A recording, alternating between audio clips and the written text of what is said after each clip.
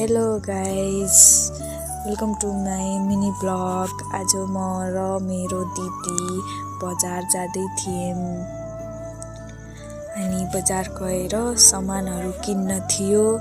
अनि सामानहरू छिटो किन्यौँ। दिदीले किन्दै हुनुहुन्थ्यो अनि म चाहिँ ब्लग बनाउँदै थिएँ। अनि दिदी हेरेर हाँस्नु भइरहेको थियो। अनि त्यसपछि यति हल्ला भइरहेको थियो यहाँ बाटोमा, के गर्ने। तर पनि अब छिटो सामान किन्यौँ, पोकोसोको पार्यौँ। अनि त्यसपछि हामी जाँदै थियौँ। अनि त्यसपछि अन्डा लिन थियो। अनि अन्डा थियौँ, रोक्यौँ हामी। अनि अन्डाको भित्रतिर गयौँ। अनि दिदीले भन्नुभयो कि यो माजा लिएर जाऊँ भनेर। अनि माजा पनि ल्यायौँ।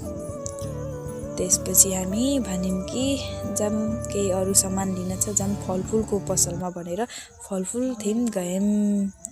अनि दिदीले फलफुल लिनुभयो। अनि त्यसपछि सुर्ती पनि लिनुभयो।